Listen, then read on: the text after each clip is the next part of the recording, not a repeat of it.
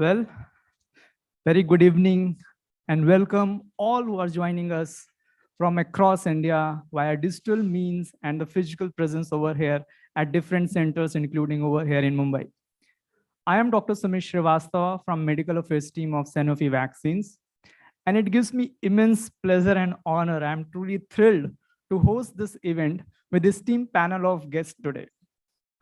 But before I move ahead, I have to make two requests.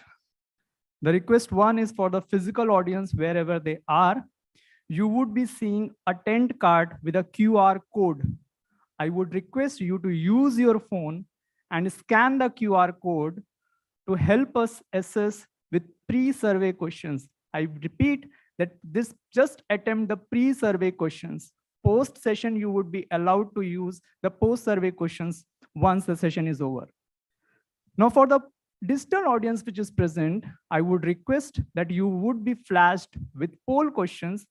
Please attempt pre-session poll questions. And once the session is over, you would be prompted with post-session polls as well. These are the list of digital centers from where we have the physical audience and the STEAM moderators present there. With Sanofi, we have a motto that we chase miracle of science to improve people's life. It is in the everything that we do. It's equally true when it comes to vaccines, which we have for vaccine preventable diseases, including diphtheria, tetanus, pertussis, polio, influenza, meningococcal, and the list is so on and so forth. In the same line today, the scientific session that we have is going to witness the strength of scientific data and its expert interpretation of highly discussed and yet sometimes debatable approach of protection towards pertussis and polio. You will also get the flavor of data of AP vaccines from real world settings. Since the agenda is quite scientific, let me take this opportunity to welcome and invite Dr. Vijayan Yevle to take the command of this event and help us navigate the scientific learnings from it. Dr. Yevle is a known name and face among pediatricians in India and abroad as a vaccine expert. He is an head at Institute of Child Health, Apollo Hospital, Navi Mumbai. He's a consultant director at Dr. Yevle Multi-Speciality Hospital for Children. He's an ex-president at Indian Academy of Pediatrics in 2014, editor-in-chief since 2008 till date of Pediatric Infectious Disease, the Journal of IAPID chapter, and he had been a speaker and chairperson of various national and international forums. May I take this opportunity to invite Dr. Yevle to take the command and help us know what the session holds for us. Thank you.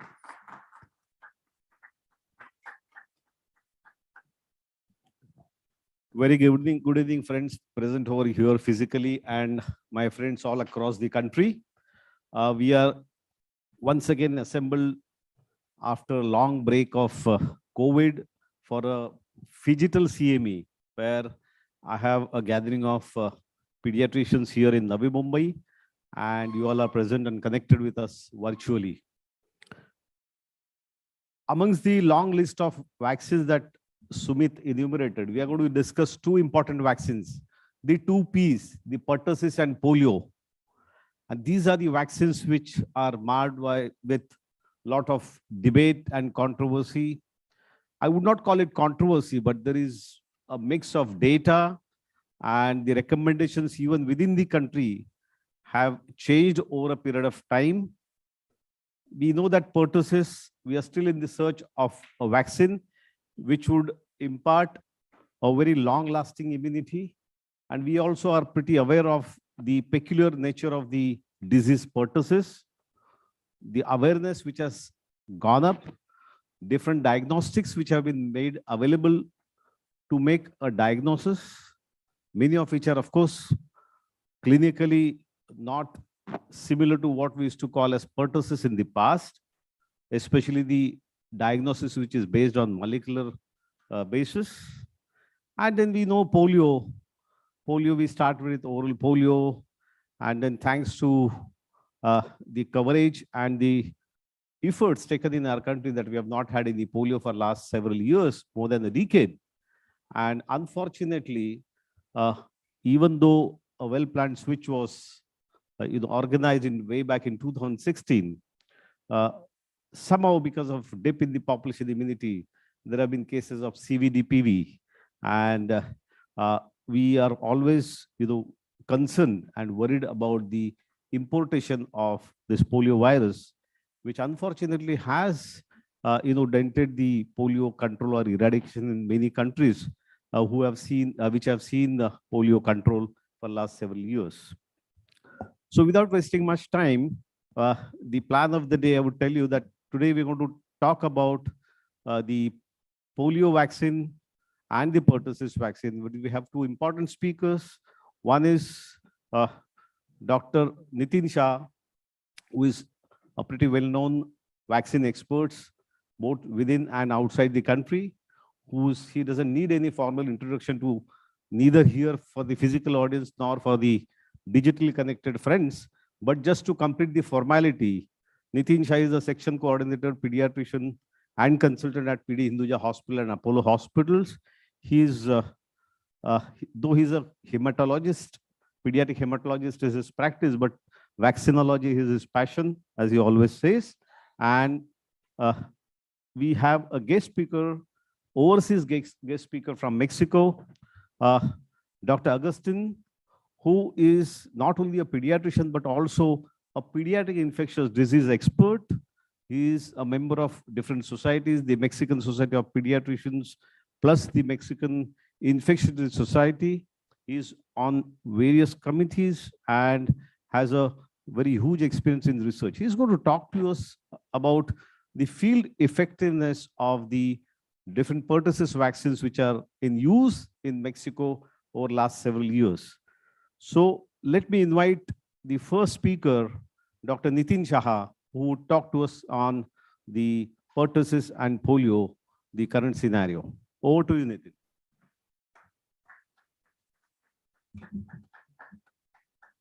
Just changing the slides.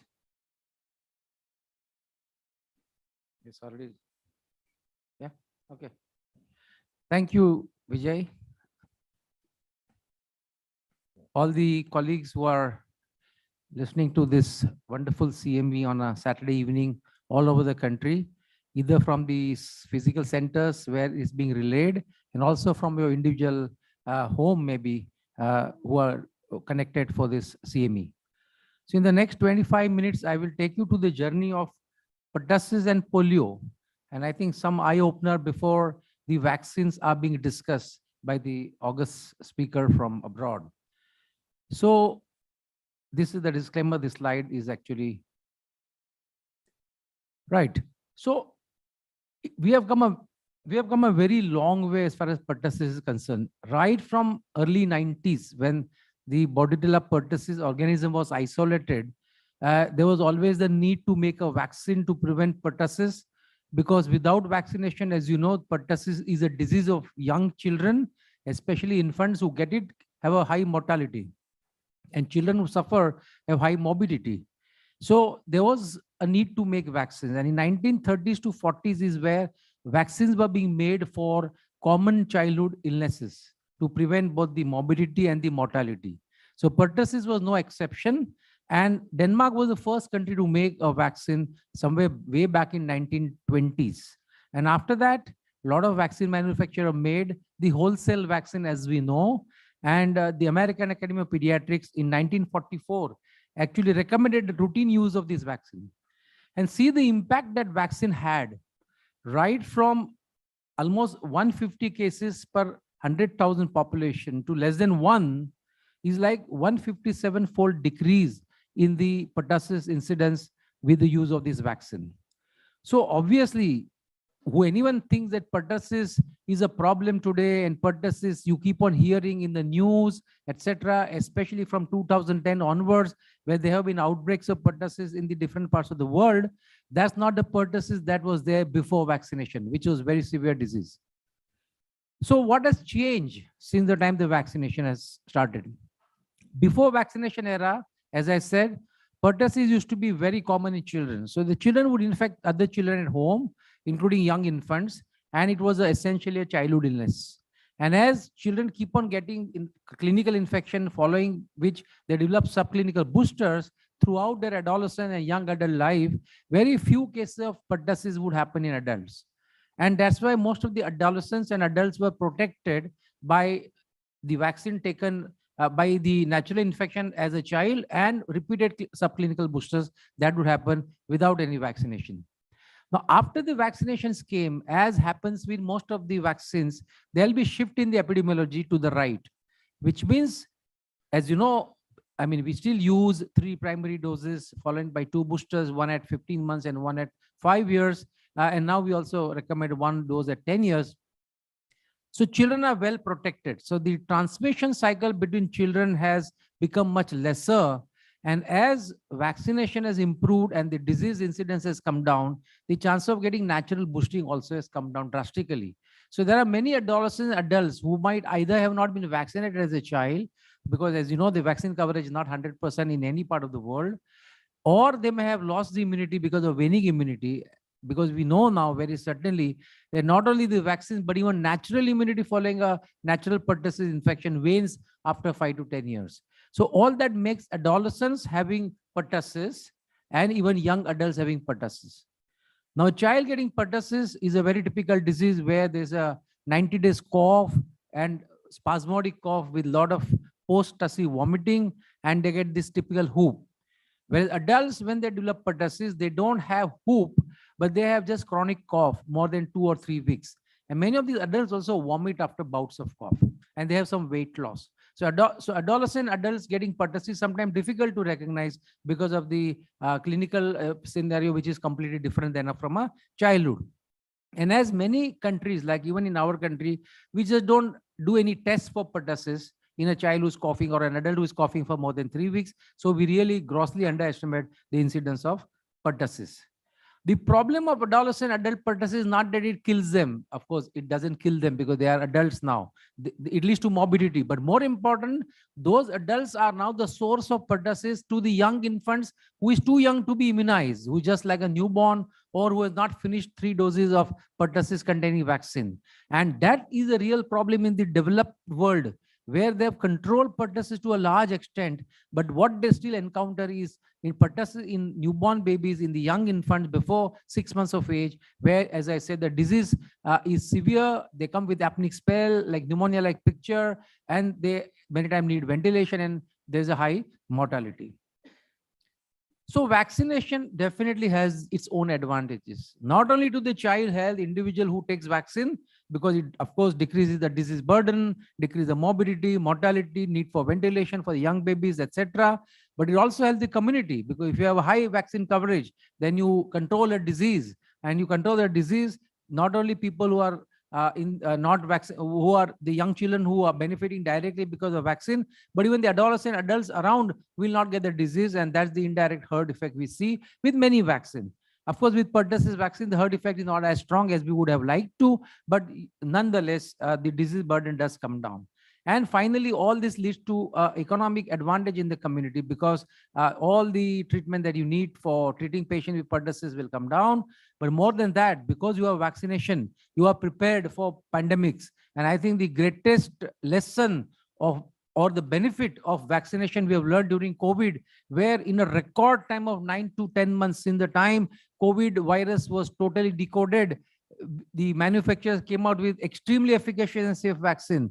And you know, rest is history, that a country like ours gave more than 200 crores vaccination and saved thousands and thousands and millions of lives, which would have otherwise lost because of the COVID. So that's the economic advantage of having vaccination programs in any community.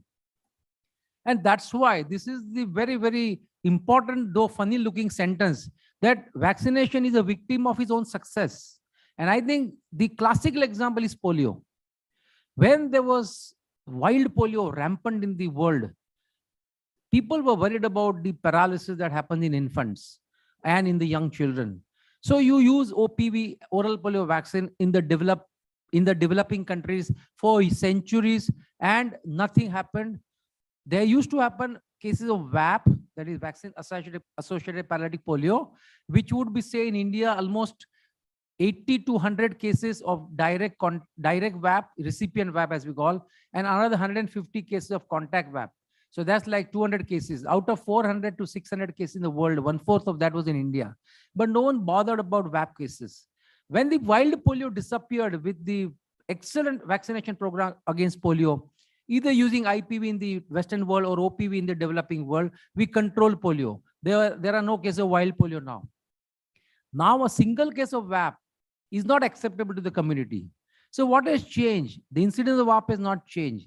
Is the perception or the thinking of the community has changed. When you don't see a disease, the side effects of the vaccines come in a very gross way as compared to when the disease is there and there is so much of morbidity and mortality. And just to give you the second example, pertussis vaccine. Wholesale vaccines were the first to be made. You know what is the origin of Ascilla pertussis vaccine? Ascilla pertussis vaccine were not manufactured by the manufacturer de novo or upfront. In Japan, where in 1970s, 3 deaths happened which are perceived because of pertussis, and whole vaccination program was suspended in the nation because, you know, Japan is a very, very difficult country as far as the side effects of vaccine are concerned. So thousands of pertussis cases were happening before. People didn't bother about the side effect of the pertussis vaccine. When pertussis disappeared from Japan through vaccination, those 3 deaths, which are not even because of the wholesale vaccine, but the vaccination suffered, and another hundreds of cases of pertussis and pertussis encephalopathy happened, and children used to die. And that's the time when the government asked the manufacturer that you make a vaccine which is more safer and acceptable to the community. And that's how not 1 but 13 different Ascilla vaccines were being manufactured, and some of them have seen the day of light, and we are using the Ascilla vaccine. So again, what changed? Nothing changed. The perception of the community changed when the pertussis disappeared, that any side effect was looking very gross. So vaccination is a victim of its own success. But the light at the end of the tunnel is that it means vaccines are highly successful. And see the example, Sweden. Before any vaccination, there used to be this outbreak of pertussis every 3 to 4 years. As you know, it happens in most of the infectious disease. They introduced the wholesale vaccine somewhere in 1990s. The disease almost disappears. When the disease disappears, now the community is not accepting this side effect of the wholesale vaccine. So they stop vaccination and you see the disease goes up. And that is the side effect of a successful vaccination program. Now they introduce AP vaccine and you can see the disease disappears and remains flat. So talking about this pertussis outbreak since 2010, till 2010, we were very happy. Most of the Western world has switched from WP to AP, including United States somewhere in 1989, 1990. And 10 years of its use, 2010, there occurred an outbreak in some parts of USA. And simultaneous outbreaks were reported from Australia, from England, and some other developed countries, which are all using AP vaccine. And a retrospective analysis of these pertussis cases showed, at least in USA, that the cases were more in adolescents. And someone did further analysis whether what vaccine these adolescents had received as child, and they found that children who had received wholesale vaccine had the least incidence of breakthrough pertussis in adolescents. Those who had taken only AP vaccine had the higher incidence of pertussis in this outbreak, and those who had taken mix had intermediate incidence between the two.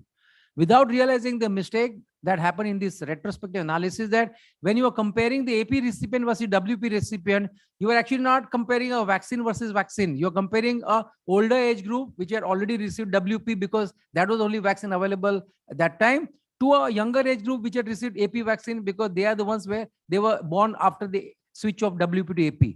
So you are actually comparing an older age group to a younger age group. And we know the disease pertussis is more after waning of immunity. So if you have to compare 2 young or 2 old groups of cohorts, then you will really know the benefit of one versus other. But such was not possible because of the analysis, which was such that the age groups were not matching. So they theoretically put one case in the WP group, and actually the AP vaccine did much better than the WP group in that theoretical case scenario discussion in the United States. And there was one more study which actually looked at 0 dose of AP or any pertussis vaccine versus all 5 doses of AP, and they found that the vaccine efficacy was more than 85%, and that persisted at least till 5 years after the last dose.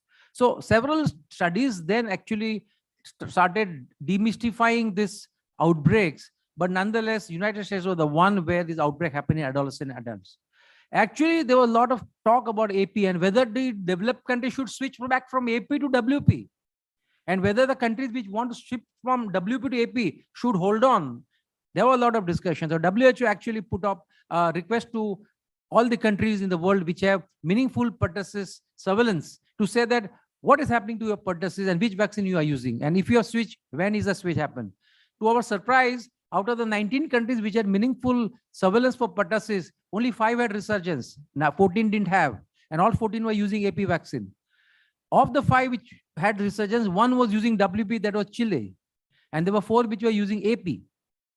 Now, of the 4 AP, only United States is the one which had adolescent pertussis. In England, it was mainly the neonates who were too young to be immunized. Australia, there were cases, but they had dropped the first booster. They were not giving the 15 months booster.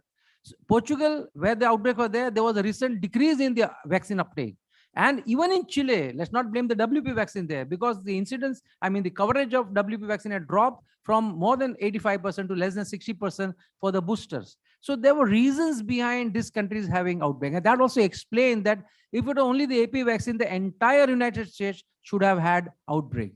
Whereas actually it only 4 or 5 regions, including the Washington DC and California, which had the outbreak. So the same thing is shown here. This is the United States, this is the England, and this is the pertussis in Peru. Now in Peru also, again, when they actually looked at the AP vaccine's performance, they found that people who had received 3 doses versus 5 doses, the incidence of pertussis was more in children who had received 3 doses and missed their 2 doses as compared to someone who was completely immunized with 5 doses. So this is the recent comparison of 1990 to 2000 on your left, and the recent 2000 to 2010 on your right of the same countries. What has happened to the pertussis and what vaccine they are using? We know most of the developing part of the world, that is Asia and Africa, still use the WP, whereas the developed part like United States, Canada, Australia, and Europe uses AP. And you can see here there have been outbreaks both in the AP using countries like say Australia, Europe, United States, and also in WP using countries like that of Africa. So what is then the available data on the WP and AP vaccine as far as the real clinical trials are concerned? And as you know, as I said, when the AP vaccines were actually manufactured by the vaccine manufacturer at the behest of the governments, asking them to have a safer vaccine. So there were a lot of studies done in 1990s, especially in Europe. And these are all famous trials, which are known as the Mainz trial in Germany, the Stockholm trials, and the Munich trial, and the trial done in Senegal by Sanofi, and so on and so forth. If some of you are interested in reading the history of pertussis vaccine, there's a very beautiful article written by Dr. Cherry, who actually sums up pertussis right from the Bordetella pertussis invention till say as last year, what is happening to pertussis. So for the ID specialist who was sitting in front of me, I would suggest that you should read those articles. But just to capture, many of these trials had 1 or more AP vaccines of different manufacturer, and some of these trials, 4 of these trials also had a WP vaccine in the trial to compare one versus other as far as the efficacy against severe pertussis is concerned, and as far as efficacy against any severity pertussis is concerned.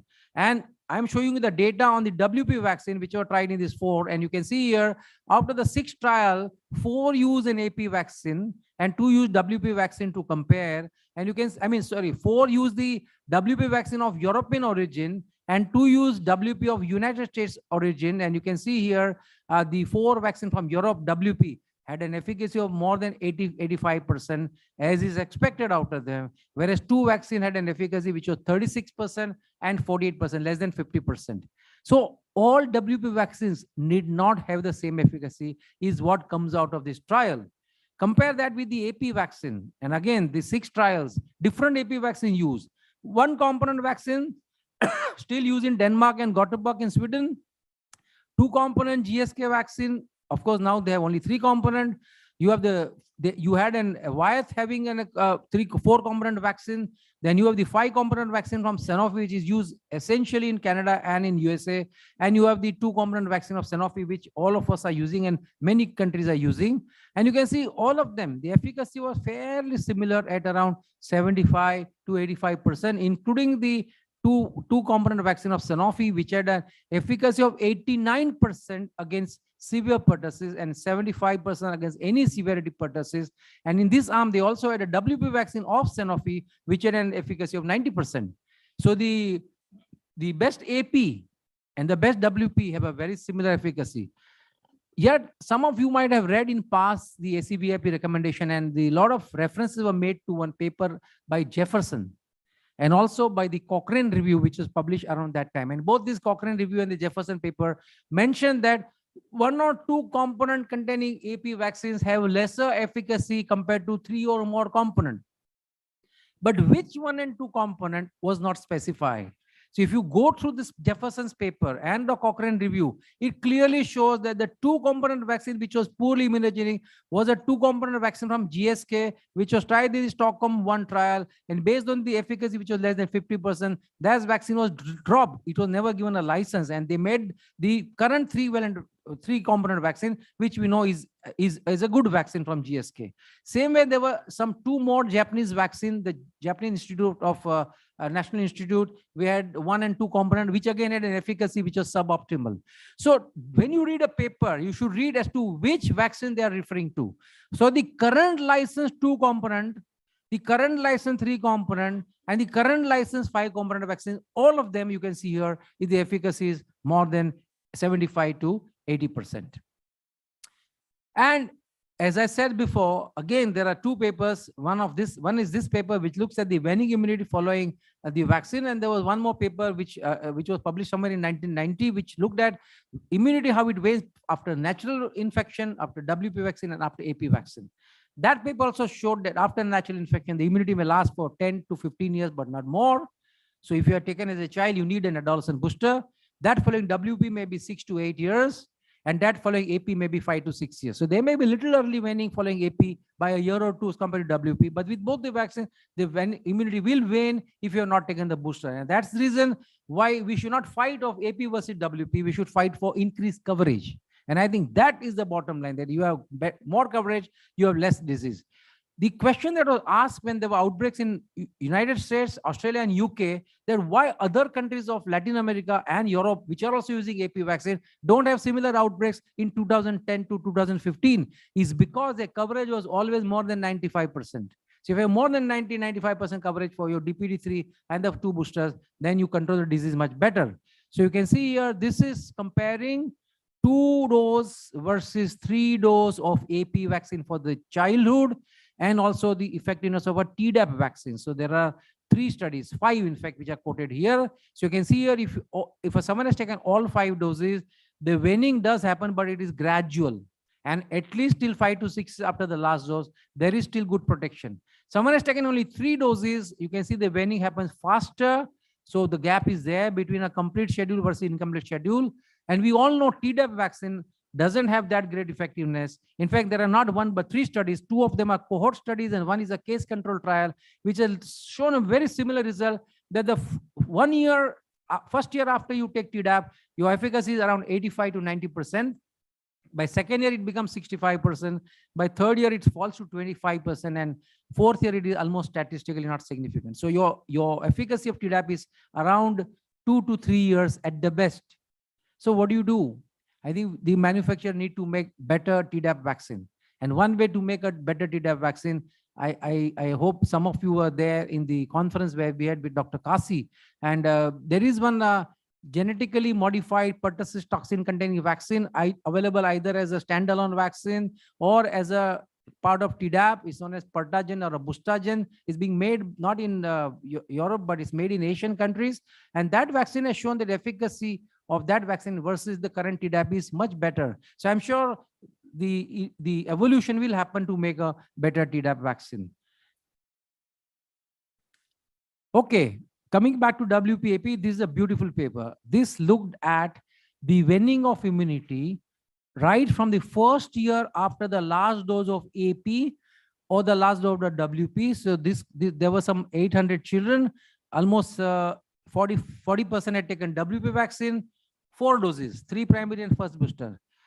40% had taken AP vaccine, 4 doses, 3 primary and 1st booster. And all of them received the 2nd booster only as AP vaccine. And after the 1 year after the last booster, that is at 5 years, what you call school entry booster, they started studying the antibody titers as a surrogate of protection. And that is the antibody titers against the pertussis toxin. And you can see a very high titers in the first year, then gradual waning by 3 to 4 years. After that, there is a plateau till 7 to 8 years. And after 8 years, you can see a rise. Now, rise is not because the vaccine was given, rise is because of clinical or subclinical infection. So this was taken as a surrogate of loss of protection because there was a natural increase in the titer. But you can see the dotted line is the WP vaccine and the thick blue line is the AP vaccine. At each point, these two graphs are overlapping. So this is a beautiful study which is published very recently in 2021, which is an eye-opener, gives the answer that no matter whether you've taken a WP vaccine or an AP vaccine, your waning starts from 3 to 4 years after your last dose. You get protected till 7 to 8 years, and after that, you need to take a booster. So that's why we give Tdap vaccine at 10 to 12 years or 14 years of age. This is India, and you can see, of course, we don't have a very meaningful active surveillance. We have a passive surveillance through various hospitals reporting a lot of infectious diseases, pertussis being one of them. So you can see the disease incidence has jumped from 11,000 to 34,000 between 2020 to 2021. This is expected because 5 lakh children are born every week in our country. And during COVID time in 2020 and 21 with the lockdown-like picture, there were 20 lakh children born every month. So if you had some 6 months of lockdown or lockdown-like situation, there were millions of children who did not receive complete doses or did not even initiate the primary dose. And you can see the result that even with this passive surveillance, the disease has gone up to 3 times. And in spite of having a coverage of 85% for DPT-3, and that's because our coverage for the first booster and second booster is not as much as we would love to have. All right, so this is why the ACVIP recommends you can use either WP or AP, 3 doses, 6, 10, 14 primary, the booster at 16 to 18 months, and another booster at 4 to 6 years, followed by a Tdap vaccine between 10 to 12 years. And it says stops there. And of course, there are several countries which have recommendation that to continue beyond childhood, adolescence, you also continue to give either Tdap or TD type of vaccine every 10 years so that you have good boosting against tetanus, diphtheria, and pertussis based on which vaccine you take. And also every pregnancy, Tdap vaccine is now recommended. Our national program is very similar. They only use WP at 6, 10, 14, at 16 to 24 months and 4 to 6 years. With a lot of cajoling by IAP, government switched from only DT to DTP. Of course, this T should be capital T, so there's a spelling mistake here, but doesn't matter. So they use wholesale vaccine, but at least they're using DTP. So there's a good booster given at 5 years to children. They don't have any recommendation for 10 years, but recently I think the government also is thinking of introducing at least TD vaccine at the age of 10 years. All right, so what are the drivers of vaccine coverage? You should have awareness to take the vaccine. You should accept the side effect and the benefit of the vaccine. Then you should be able to access the vaccine either free or at cost, depending upon what you want. And then if you are taking from private market or you have to pay from your pocket, then the cost of the vaccine. So this is Brazil before pandemic, that is before COVID, before 2020. You can see right from 15 to 19, 4 years, there was a drop in the coverage for both pertussis 3 dose as well as polio 3 doses from more than 90% to almost 70 to 80%. So there was a 16% drop, a 13% drop in Brazil for the coverage of the vaccine. So with the pandemic, of course, it will drop even further, as I showed you in our country. And you can see there are countries like Kazakhstan, which have more than 17% drop in the coverage of the vaccine. So the middle income countries are not able to sustain their high vaccine coverage. You'll be surprised that we have Bangladesh, which is next to us, and Sri Lanka, which is at the bottom of our country. Both of them have much higher coverage for all the vaccine than what we have in our country. Of course, they are small country, but yet it's not a matter of the number of people, it's the attitude. In Bangladesh, people are very, very eager to take the vaccine, and many of these vaccines are given free by the government there. So what happened in Brazil? Why there was a drop? Was it access? No, there was no problem of access. Was it affordability? No, because the vaccine was free. Was it awareness? Maybe, but there was strong awareness. Acceptance? Maybe, maybe not, because of the side effect profile of WP. and so on and so forth. So in spite of everything in place, access to the vaccine increased, but the acceptance decreased. And one of the reasons for acceptance decrease was that perceived side effect of a wholesale vaccine. They were still using wholesale vaccine. This is a study done in Sao Paulo where it showed that if someone had a past side effect, either at 12 months or 24 months of a wholesale DTP, as compared to one who didn't have side effect, you can see the difference in the acceptance. There is almost 20% less decrease in the acceptance at 12 months and 16% at 24 months. So I'm sure all of you would have also experienced that when Pentaxim was not available for almost a year and we didn't have any other AP vaccine, people were waiting for the 5-year booster or were giving Tdap vaccine at 5 years because they didn't want to give the WP vaccine. So I think that is the type of attitude change that happens, at least in private practice, where the parent demand a so-called safe vaccine or a painless or less pain vaccine. I switch gear to polio. In a very brief, I'll tell you about polio. Polio disease resurgence is a phenomenon world over.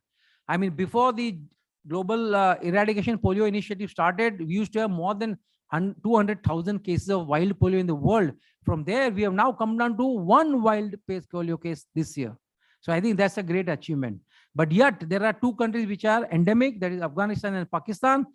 So far, fortunately, only Pakistan has had one case this year. Afghanistan so far hasn't had a single case, though we are in the 5th month. Last year also, there were only 4 cases of wild polio, 2 in Pakistan, 1 in Afghanistan, and 1 was in Mozambique, which was actually a polio-free country. So it was a reinfected country.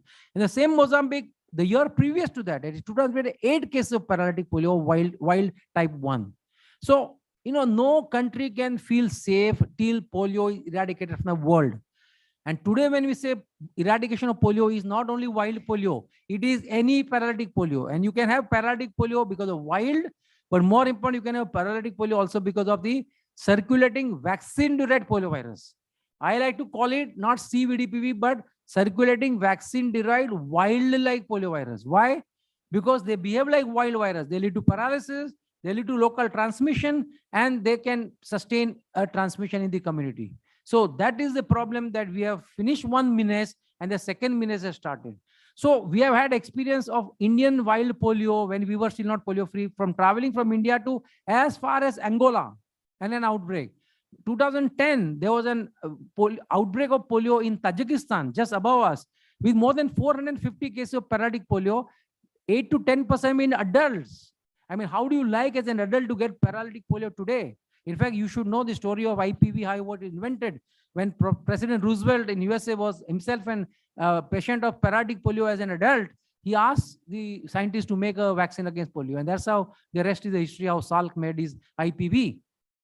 So this type of transmission was known that time, and several countries in Africa kept on infecting and reinfecting one another, especially in the Horn of Africa.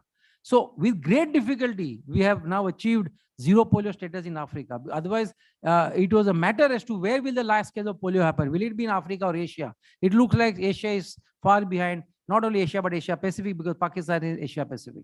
So what happened in Nigeria, once in Nigeria, the health ministry said to stop polio because they said the oral polio vaccine is brought to make children impotent.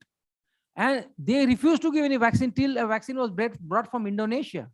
And that 1 or 2 years of gap led to massive outbreak, not only of paralytic polio type 1, a simultaneous paralytic polio type 3, and a even higher paralytic polio caused by CVDPV type 2. So they had a simultaneous type 1, type 2, type 1, type 3, and a CVDPV type 2. And that gave the window to study what happens with CVDPV. And they found that the rate of infection is as high as the CVDPV as is with wild polio. And the paralysis incidence is also as high with CVDPV as was with wild polio. So you cannot discount CVDPV as a milder cousin of wild polio. In fact, it is becoming as gross as the wild polio itself.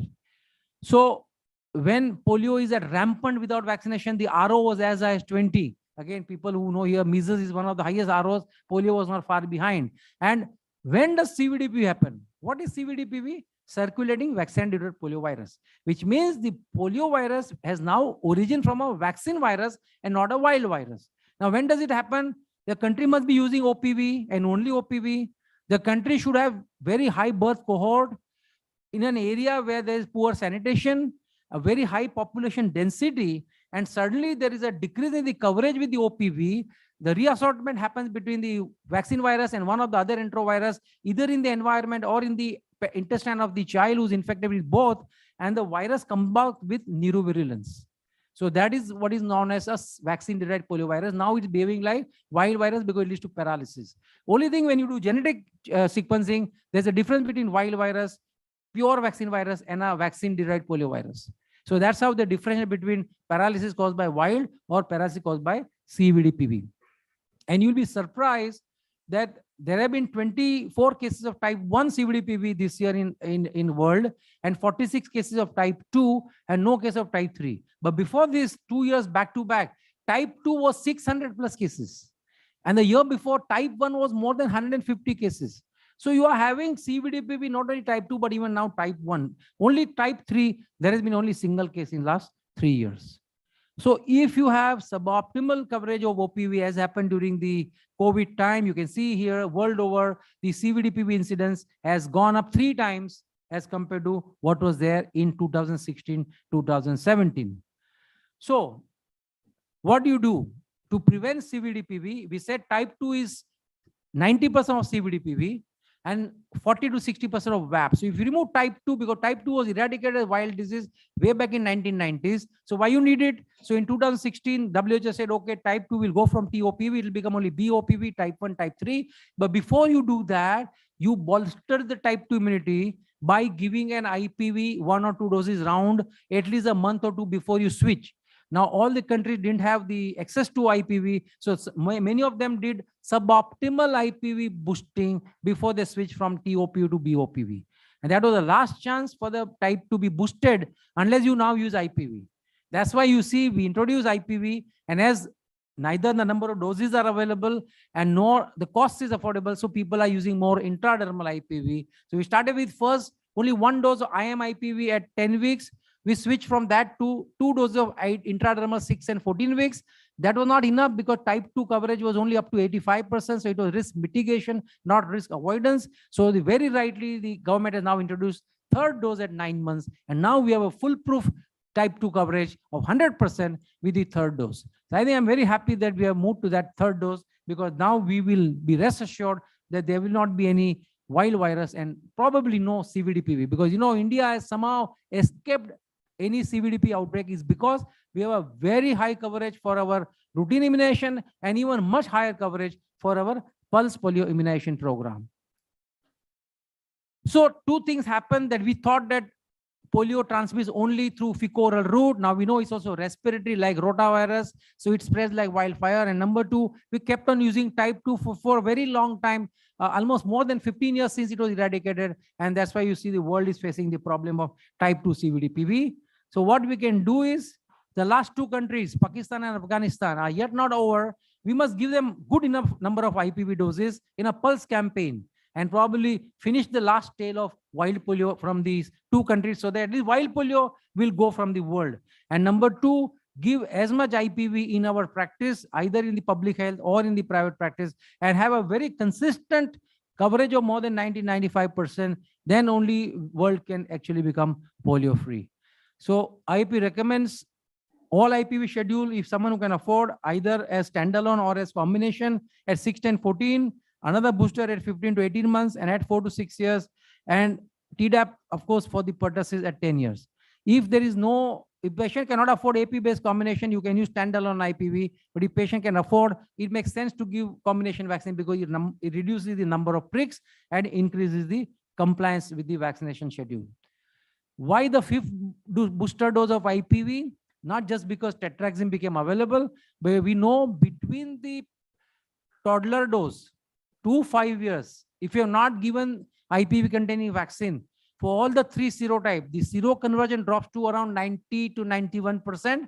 More than that, the titers drop 50 to 60-fold lower. And when you give the 5th year booster with IPV containing vaccine, seroconversion, all the 3 type become 100%, and the titers jump 70 to 80-fold higher, much than what was their post-toddler dose. And that will probably see them through for at least next 10-15 years. And we hopefully will be polio-free world in the next 10-15 years. A step ahead, a lot of Western countries use a Tdap IPV type of vaccine in the adolescence group in the second decade of life. US, of course, doesn't use, but a lot of European countries use. And I'm sure Tdap IPV vaccines are available from vaccine manufacturer. Maybe we should do quickly a seroprevalence now that we are polio free. Many of us might have lost polio antibodies. And if it's found to be true, it may not be a bad idea to introduce a Tdap IPV like vaccine in the second decade of life.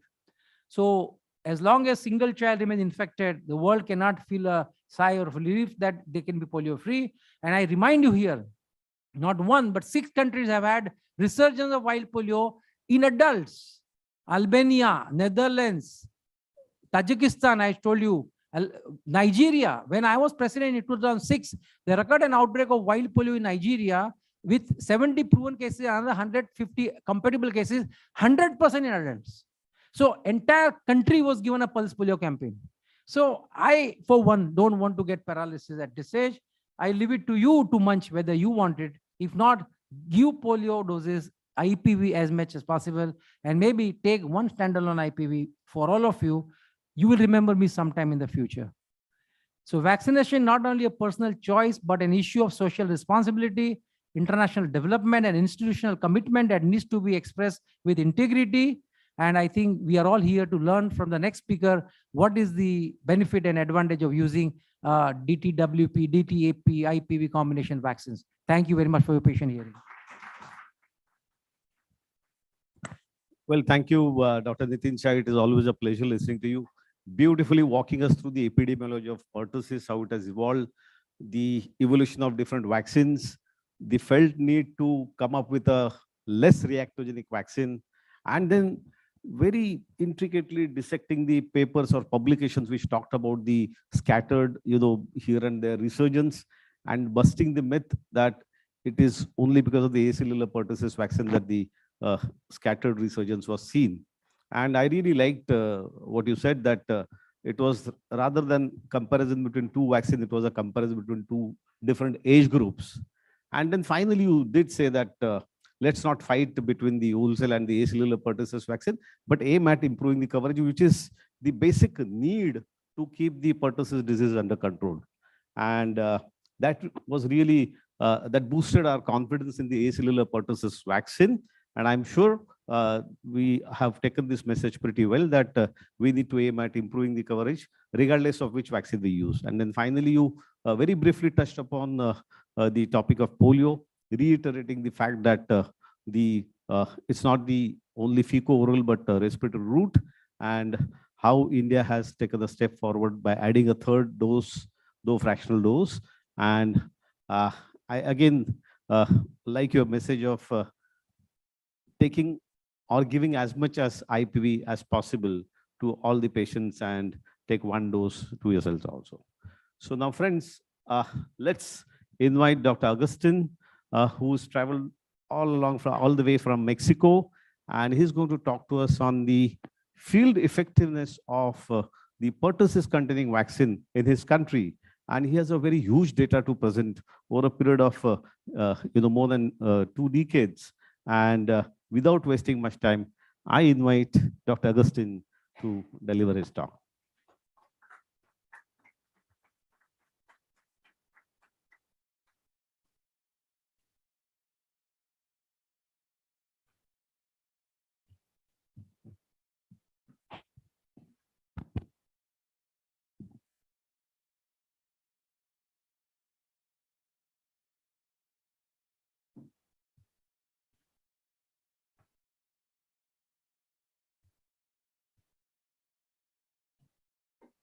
Thank you very much. It's an honor to be here. I made a long trip, so I thank you very much for all of us to be here in the audience and online. For me, it's a very special occasion to be in India.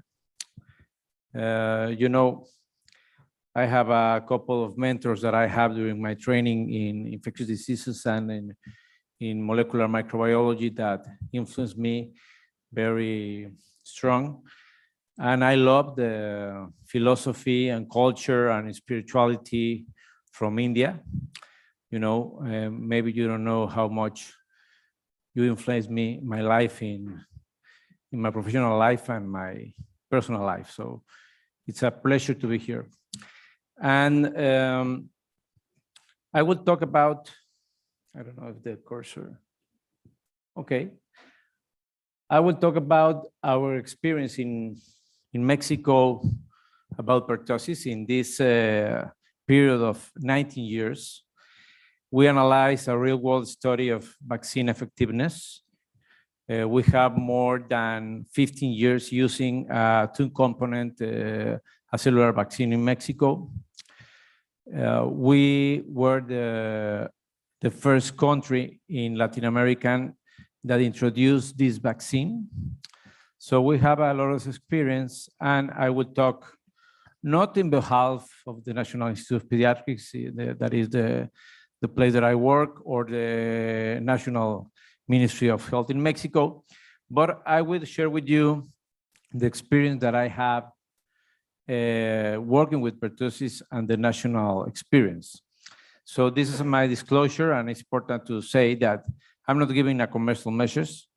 It's only for academic and scientific purpose and to share our experience in my country. So we know that there is important differences between AP and WP vaccines. Obviously, the very important side effects of the wholesale vaccines is an issue that we make this transition in order to have a better and safe vaccine. And as a background, let me tell you that in Mexico, pertussis is a mandatory notable disease. And we have an experience of 45 years, at least, for manufacture and the beginning, and then to apply this vaccine.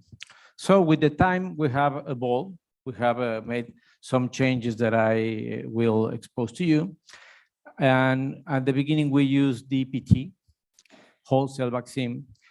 And in 1999, we make a transition to the pentavalent vaccine with hepatitis B, with the Haemophilus influenza, but it still was a wholesale vaccine. But in 2007, it was a very important year for Mexico. In that year, we introduced rotavirus, we introduced pneumococcal conjugated vaccine, and we introduced the pentavalent vaccine with the acellular two-component vaccine. So the next move was in 2019. We start the vaccination for the pregnant woman. I will show you how our study made a very important impact for this policy of vaccination in the pregnant woman. And basically, my presentation is based in two reference studies. One study that was a study that we made in the National Institute of Pediatrics, was a hospital-based study from 2011 to 2014, and children less than 1 year. And in this study, we found that the children that were vaccinated with 3 doses, they don't have pertussis. And I will show you a very new study that is not published now, but it will come the publication maybe in the summer in Vaccine Journal, because we have a gap between this appreciation in the effectiveness in this group of children vaccinated, but we didn't have a real world study about the effectiveness of vaccine. So this is the study that I will show you. So this is a timeline that I want to show you how the immunization schedules in Mexico evolved. As I told you, in the mid-50s, we produced and introduced this vaccination in the population. In 1973, we started the National Immunization Program.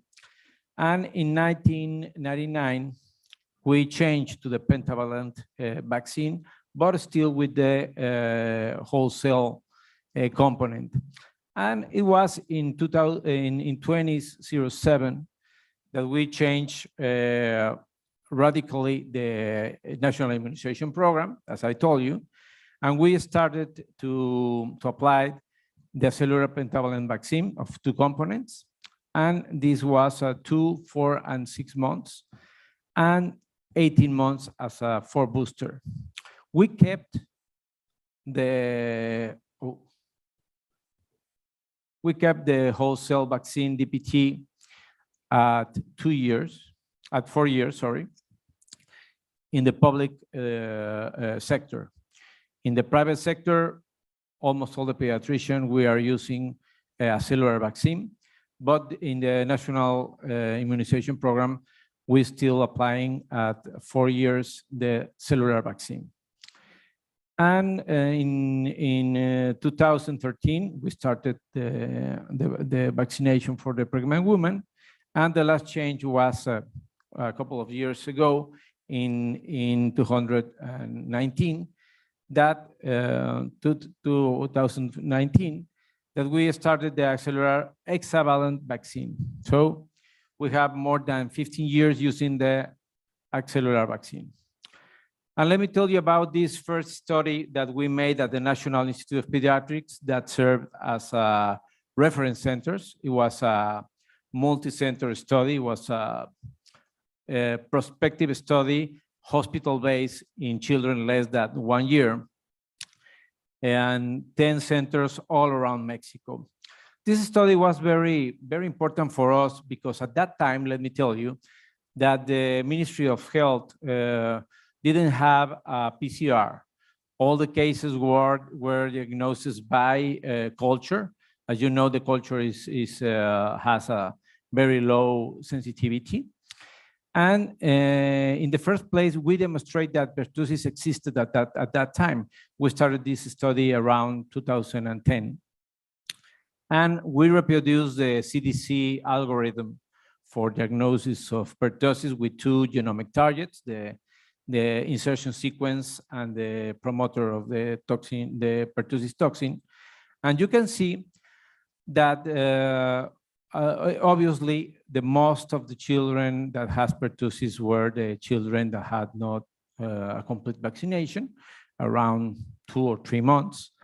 And we didn't see pertussis in children with a full 3-dose vaccine. The children that you see with these ages were children that were not vaccinated or partially vaccinated.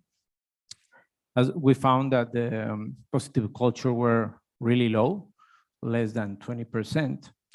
Another thing that we found in this study was that we found around 20% of complications, almost 7% of mortality. Was really, really high. You know, most of the children go to the pediatrician, and the pediatrician was not very sensitive to this diagnosis, and we have 7% of mortality.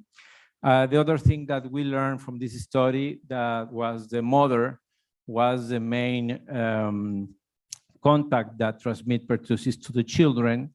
So that's why this study serves as a very important reference study for the Ministry of Health in order to take the resolution to start the vaccination in the pregnant woman.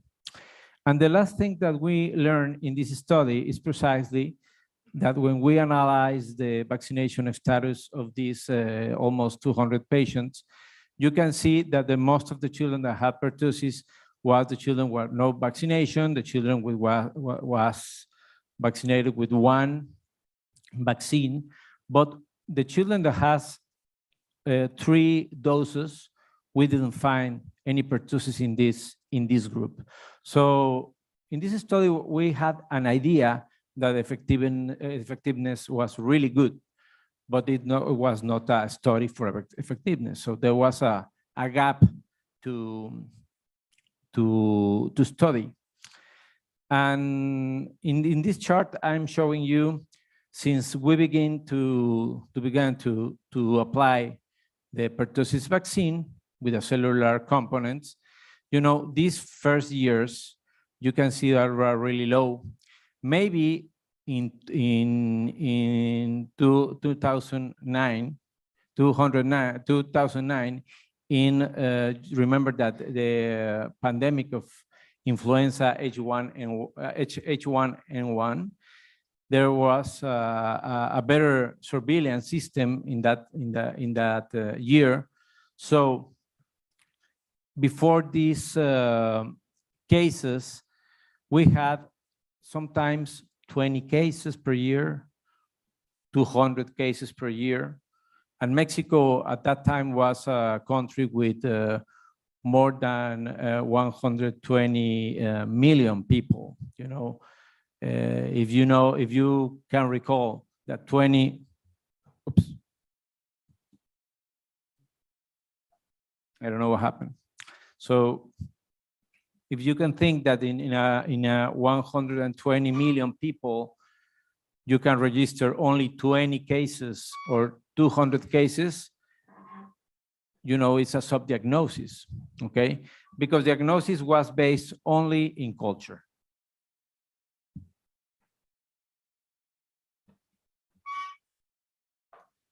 So one important aspect is that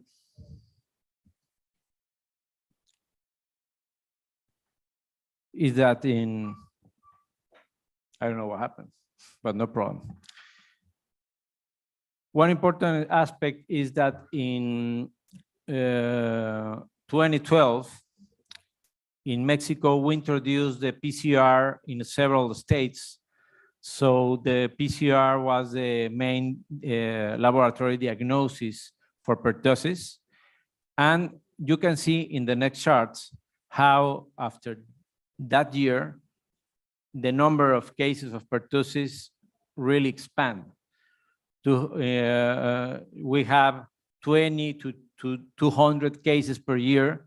And after we introduced the PCR as a national reference diagnosis, we have 900, 800, more than 1,000 cases per year, So the PCR was very important as in other countries to make the right diagnosis. As you can see in this chart, our study started in 2010 and finished in 2013, 14, more or less. So this is a very important study. And the other important study that I want to share is the one that I was talking about. This is a study about effectiveness of a cellular vaccine in the real world. And this study will be published in summer in the journal Vaccine. Their authors are Gilberto Sanchez González from the National Institute of Health in Mexico, Gerardo Lunas Casas, César Mascareñas, Denis Massina, and Juan Carlos Vargas Zambrano. So this was a retrospective and observational study that utilized 3 very important databases of health and surveillance in Mexico. And the main objectives for this study the primary objective was to estimate the vaccine effectiveness. Since now, the wholesale vaccine is appearing in orange, and you can see the cellular vaccine in pink, okay? So this study compares these 2 periods when we used the cellular vaccine and when we used the 2-component cellular vaccine. In those cases that have a clinical and the laboratory diagnosis, confirmed diagnosis of pertussis, in this period of 19 years, when applying the primary series for 3 doses and the 4th dose as a booster. And the secondary objectives of this study was to describe the incidence rates, the number of cases of pertussis by age group, and to describe the vaccination coverage rates for each group of vaccines. So in order to understand the methodology in this retrospective study, Basically, the authors analyzed the births reported in these periods, the population less than 1 year, how much of them were covered by vaccines with the primary series, as I told you, 2, 4, and 6 months, and the booster dose, the 4th dose, and these ages. And they analyzed which children were fully vaccinated, partially vaccinated, or not vaccinated. And they analyzed this period when we used the whole cell vaccine and the other period with the acellular vaccine. So the 3 national databases that I was talking about were very important databases from Mexico. So first, for the diagnosis data, they used the CINAVE, that is the National Epidemiological Surveillance System. In this database, they analyze the diagnosis of pertussis using the International Classification of Disease and the code for pertussis, that is A37. They analyze the age, the geographical age, the vaccination year, and all the vaccination doses that they used. They analyze also all the births registered in that time, the population dynamics. They use these 2 bases of the National Council of Population, the CONAPO and SINAC. SINAC is a subsystem to register the births in this period in less than 1 year. And finally, the real vaccination data that is covered by the CENSIA, that is the National Center for Children and Adolescent Health. So in this database, they analyze all the vaccination, the coverage rate, and for the primary series and the 4th dose. So using these 3 databases, they analyze they move to analyze the National Immunization Program schedule. So they analyze 3 periods, the coverage from before 2008, that were with the whole cell vaccine, the primary series, and the booster. At that time, the booster, we applied at 2 years. And then after 2008, they didn't consider the 2007 as a part of it because it was the year of transition. So from 2008 to 2019, they analyzed the acellular vaccine with the same 3 doses at 2, 4, and 6 months. In this case, the total booster was an 18 months, okay? And in the year, as I told you, in the 2019, we started the hexavalent vaccine. So all this period was with the acellular vaccine with the same schedule. So with these schedules, they analyze the vaccination status. So children were considered fully vaccination if they have this application of these doses, 3 doses in children from these ages, 4 doses for children from these ages. And during AP vaccination, we have for 3 doses and 4 doses.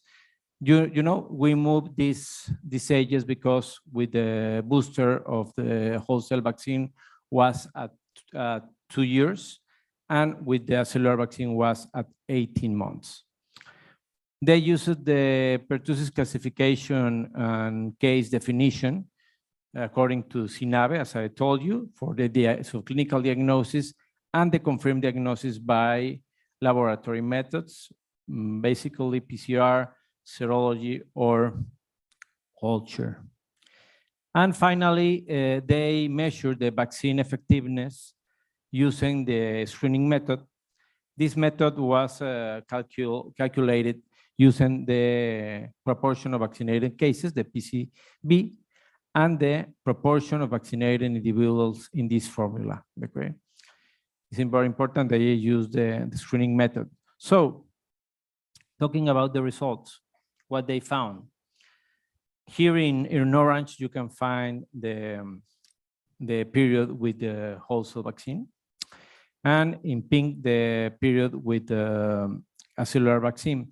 You can see that in these first years, the number of cases of pertussis, you have here the number of cases, and here you have the incidence of 100,000 population. You can find that it's very, very low. As I told you, before the PCR, we have years with 20, 100 or 200 cases. So at that time, most of the diagnoses were made by clinical basis. And you can see that it's a small fraction for the laboratory-based diagnosis. And in the period of the cellular vaccine, you can see how it's very important to increase the number of cases. Remember that we introduced the PCR national diagnosis study in 2012. So you can see this a very, very sharp and very sudden increase of this number of cases. And you can see also that the most of the cases were in children less than 6 months.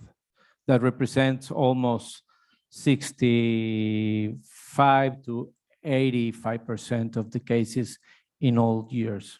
So that was the incidence. Here in this chart, you can see how the diagnosis was made. As you can see, in the period of cellular vaccine, most of the children were diagnosed by clinical basis, a small fraction for laboratory. And then most of the cases in this period was made the diagnosis by laboratory.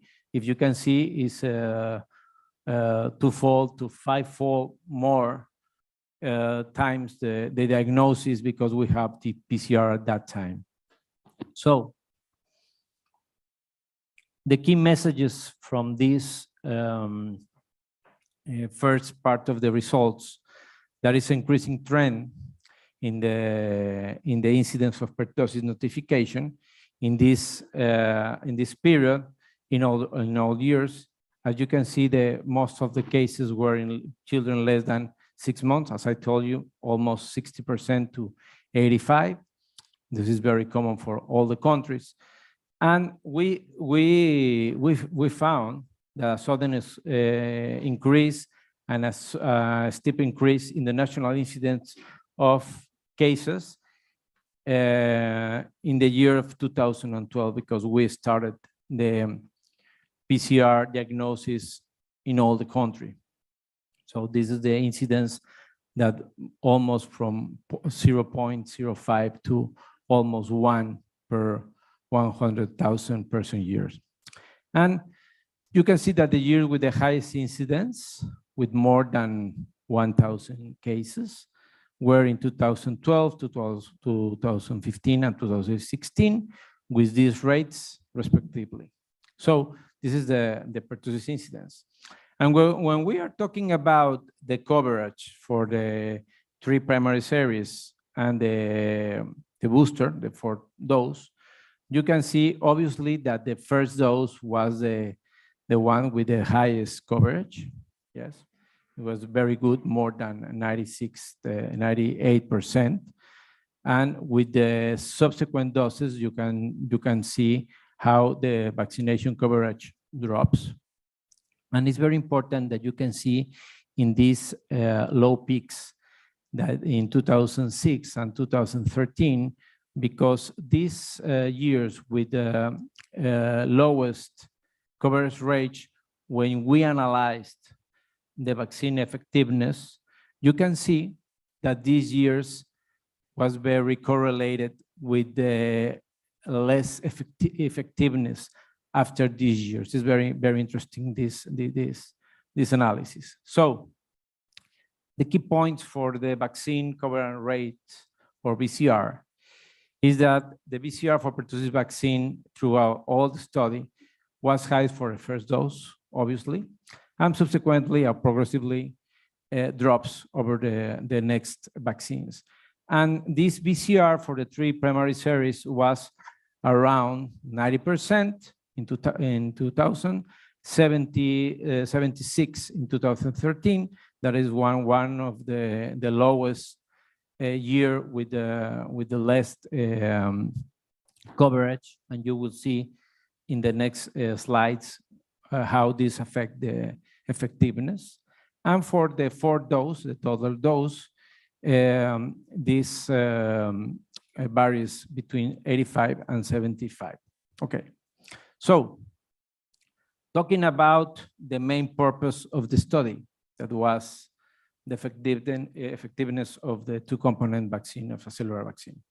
Okay, you can see again, this is the first group in this part of the chart. This is the three doses of the primary series, and the next one with the fourth dose. In orange, you can see the whole cell, and in pink, you will see the cellular vaccine. Here, you will see the clinical diagnosis for pertussis, and here you can see the more sensitive analysis with the laboratory confirmed diagnosis, okay? So you can see that the effectiveness is between 97, 95 around. Yes, it's a very similar coverage. And you can see that the effectiveness is really good for the primary series. And then for the fourth series, we have 97 with clinical diagnosis, 98 with the laboratory diagnosis, and for a cellular vaccine, almost 94 and 95. So you can see that the effectiveness of both vaccines were really good at the primary series for the fourth dose. So the key point for these last slides, that both vaccines were very good to confer very high protection against clinical diagnosis or laboratory diagnosed pertussis until the age of the school entry booster. So the sensitivity analysis with the laboratory confirmed cases that were estimate consistent and comparable VEs for both vaccines. And remember that the estimated population of VE was reduced in these children this year that I told you, 2006, 2013, because these years were the years that we have the less vaccine effectiveness, because there were the years that have less coverage, okay? And if we analyze the confidence interval, 90%, 95% confidence intervals for the whole cell pertussis, you can find 96.4, as I told you, 97.3 for the laboratory based, for the whole cell, and compared with the second period with the cellular vaccine, 95.7 and 97.2 in the laboratory case. So as you can see, 2006, yes, and 2013, these two lowest years of coverage reflects in this effectiveness. So it was very clear, this association. So obviously it's a retrospective study. It's based on databases. So we have some, well, the others have some limitation for this study because we can have some unreporting pertussis cases. As well, the capacity of laboratory confirmation was very low in the first period when we used whole cell vaccine because we didn't have at that time PCR. And remember that the BE is primarily estimated against the all notified cases of diagnosis confirmation. And the screening method is very good for overall population. It's very good to estimate the dynamics of the population. However, the sensitive could be very low when we have less than 20% or very high if we have more than 80%. So the others estimate the number of doses. They don't estimate the number per person or individual in individual basis, you know. So the other point is that the infants who had not received a dose of DPT by the age of 1 year, yes, these children remain unvaccinated thereafter, and they receive the 4th dose after, so we can have an underestimated BCR for the 4th dose. And because the 2 periods were different in the 4th dose, as I said, in the first period, the 4th dose was at 2 years, and the second period was at 18 months.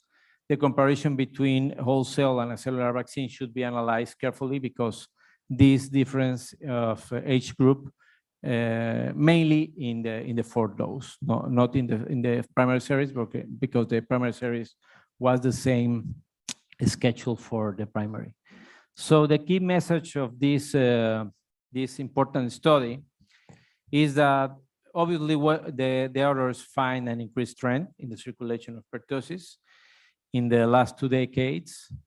But remember that the last year after 2012, when the PCR was established as the national reference method, this PCR expands the diagnosis of pertussis 2 to 5-fold. So it's a very important aspect to consider.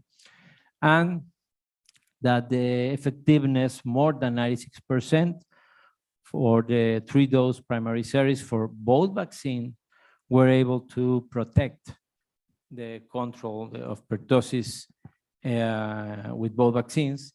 And one of the things that you know, as at the beginning of the speaking, my colleagues were talking about that there is an idea that when the introduction of a cellular vaccine, the pertussis cases increases.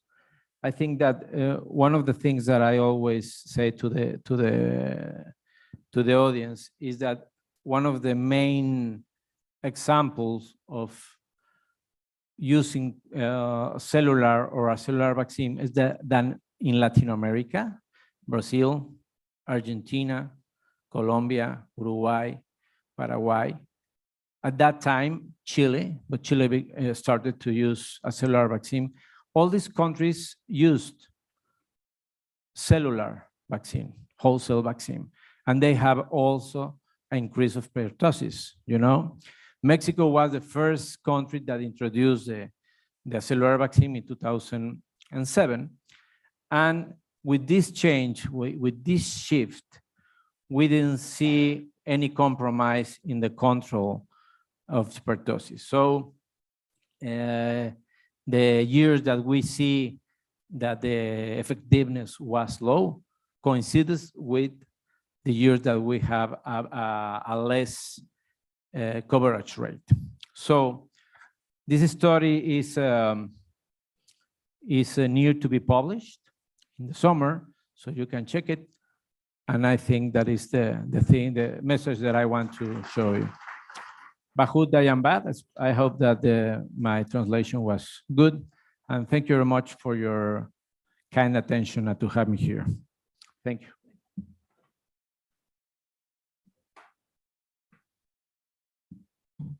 Thank you so much, Dr. Augustine. That was a huge data on the real world effectiveness of both the wholesale as well as the acellular pertussis containing vaccine.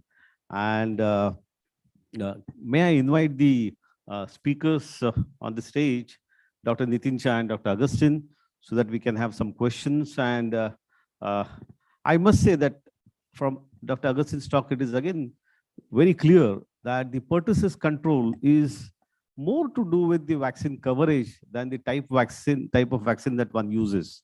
So again, reiterating the importance of improving the coverage, regardless of the type of vaccine that one uses. But he has again made it very clear with this field effectiveness data that whether you use wholesale pertussis or acellular pertussis, if you have good coverage, the disease can be controlled very well. Sumit, shall we take questions? Are the questions from the,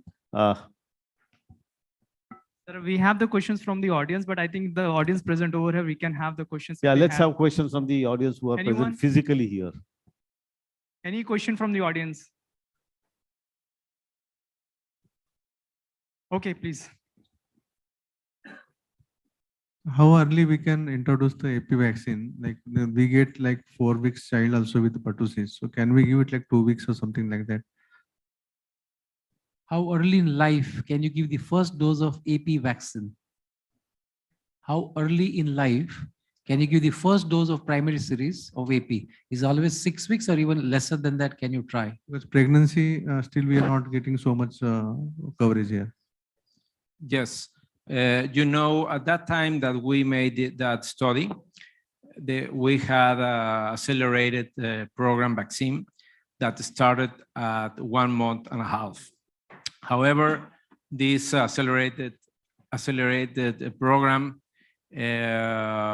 we left that strategy.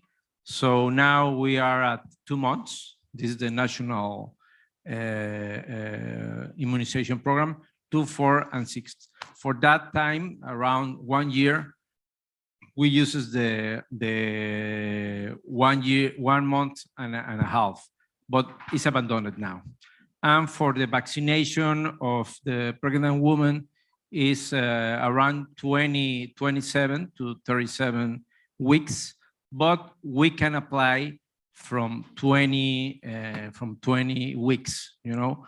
For the moment, there are more evidence that if you immunize the pregnant woman, is good for if they had a premature baby, the protection is very good. So we can start at 20 weeks for the pregnant woman. Yeah, so here in India also we follow 6, 10, 14 weeks CPI schedule. The first dose that is given is at 6 weeks of life, not before that.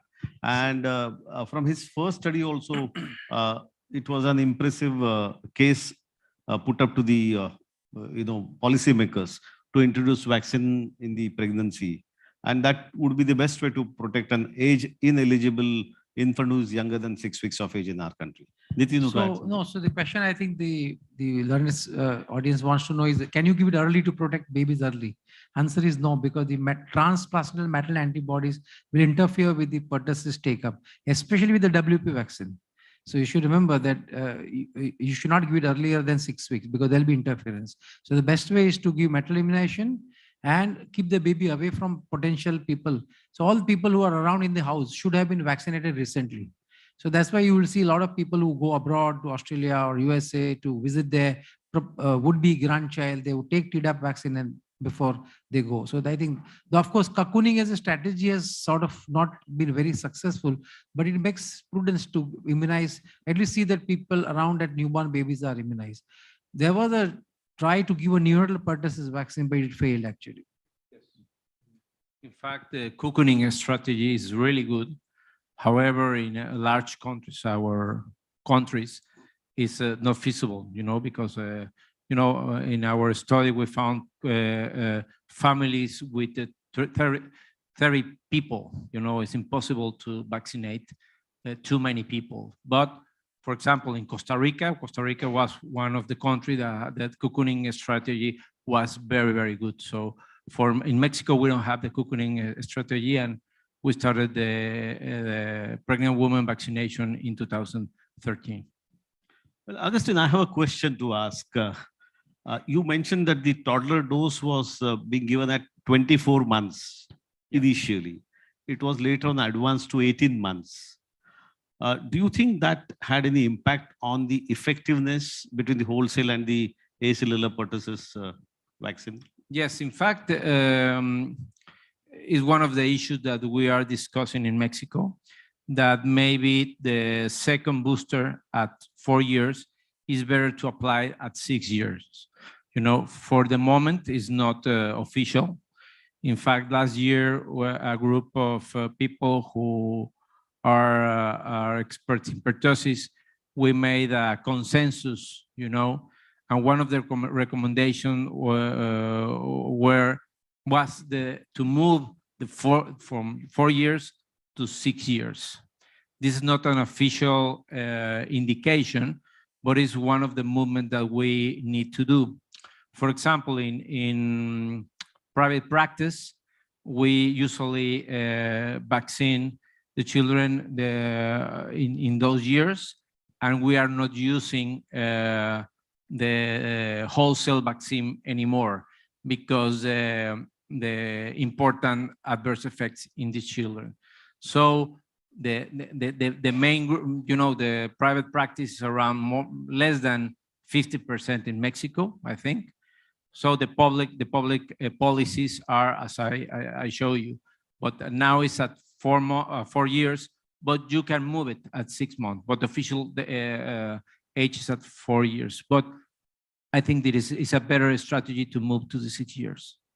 Then you also talked about laboratory confirmed case of pertussis, increased awareness and molecular diagnostics that were Yes. being used. So clinically, are they as severe as the olden time pertussis cases which were diagnosed based on culture? I think that, remember that the pertussis is a cyclical disease. For example, we don't have too many now in Mexico after the pandemics. The number of cases in pertussis is less than 100 cases per year. But I can tell you that in 2008, at the beginning of 2009, we started to see a lot of cases that we think that were pertussis. That's why at the National Institute of Pediatrics, we started this, were the first to implement the PCR diagnosis, yes, because we saw a lot of patients who had the clinical presentation of pertussis. However, the culture were almost always negative. And I can reinforce one point that I think that is very important. In Mexico, for example, the definition for pertussis is that the child needs to have at least 2 weeks of cough. And this is a big mistake. In our study, we found that 70% of the children have less than 2 weeks of cough. You don't need to wait for 2 weeks of catarrhal stage and then 1 or 2 weeks of coughing stage, because you are losing a lot of children. 70% of children in our study have cough less than 2 weeks. And 40% of them has less than 1 week. So you are not expecting that the child should cough for more than 1 or 2 weeks.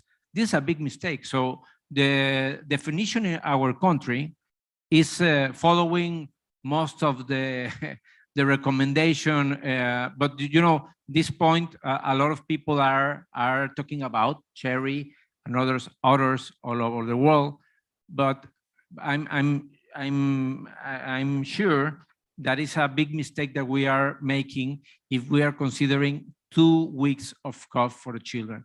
So this is an important issue that we found also in the study. So when we saw that in 2008, 2009, we started to do the PCR when the Ministry of Health had only culture. So we started to identify a lot of cases in Mexico, because it was 11 centers all over Mexico. That's why when in 2000 at the beginning of 2011, the Ministry of Health called me and he said, hey, show me your results on pertussis, because the laboratory reference study is telling that it's not pertussis in Mexico. So we start to demonstrate that pertussis exists in Mexico and that the mother was the main contact for the children. That this finding helps to introduce the vaccine in the pregnant woman. So that was the story. Yeah, your data. Sorry for tell this story, but it was very important in our country. This was a PCR. It's not a big deal, but is the gold standard now. Well, your field data of almost 85% of the cases of pertussis occurring below the age of 6 months is Yes. very reassuring that if you sustain the coverage, pertussis can very well be controlled. And with that, let me ask you, how good is the pregnancy coverage of pertussis contagion vaccine in your country? It's a very interesting question because it differs between different states in Mexico.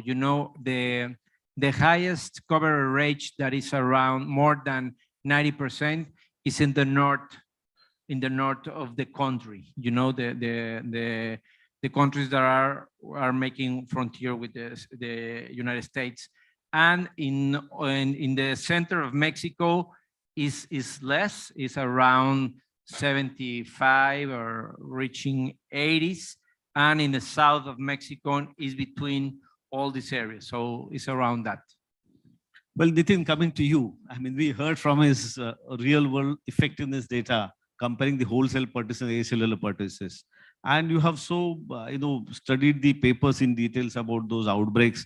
And you have said that it was an unfair comparison rather than between two vaccines, it was comparison between two age groups. What would be your, key messages to the pediatricians here in our country where both the vaccines are available and there have been little ups and downs in the recommendations made by the Indian Academy of Pediatrics. So what would be your key messages to the audience? I think the key message is that first key message that use some vaccine, irrespective of which vaccine, and try to cover 90, 95, 100%, at least in our private practice. Even in our practice, the first booster and the second booster compliances are not as good as the primary, especially the second booster. And the TDAP will be even worse than that. So that's my first message. Coming to the dissection of AP versus WP, again, this is more for people who are interested in science. Practically use any, doesn't matter. That's what even the IAP, ACVIP says.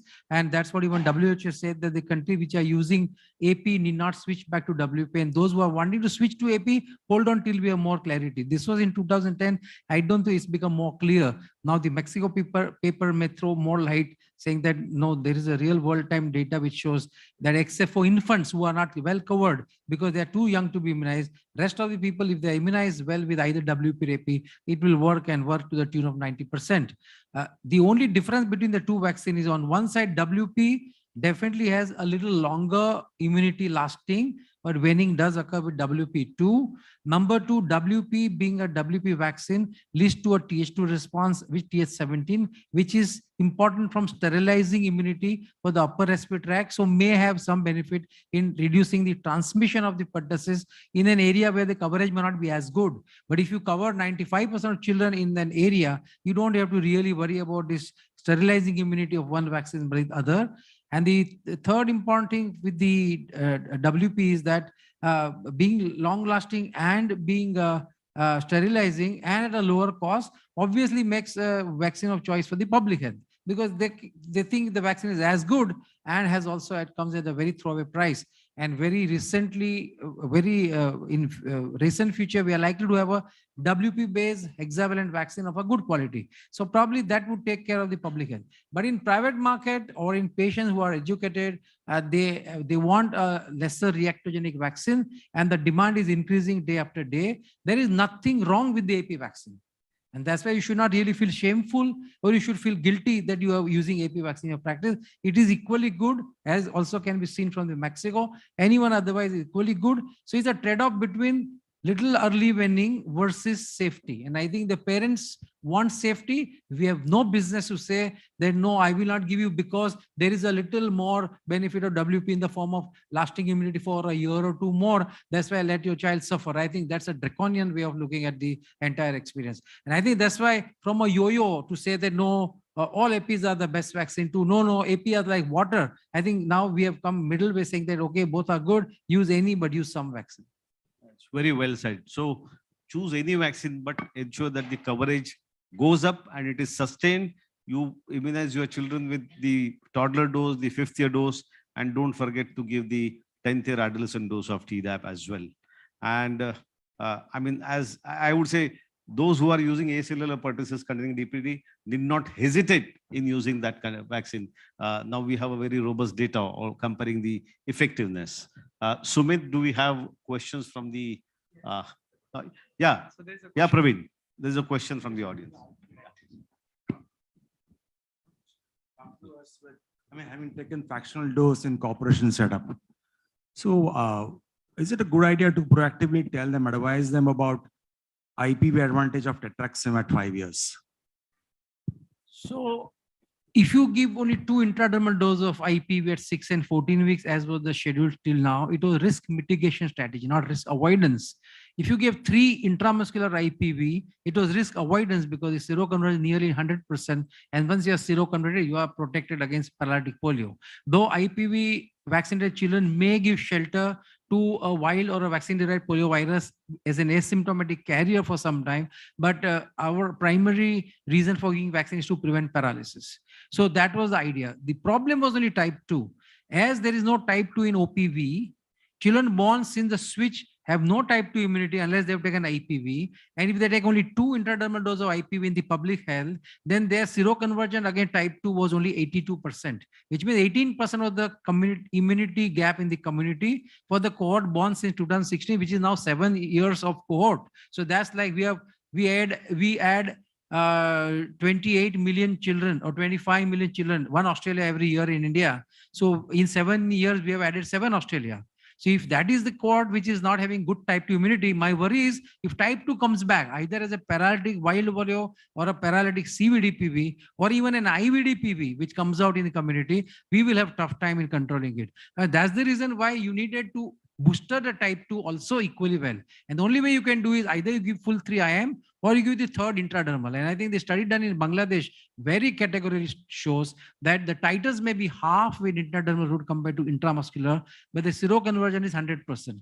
Today, when we are polio free, we don't bother too much about titers, but we bother much about the seroconversion. So with the third dose of intradermal, the child is taken care of till the first booster and the second booster.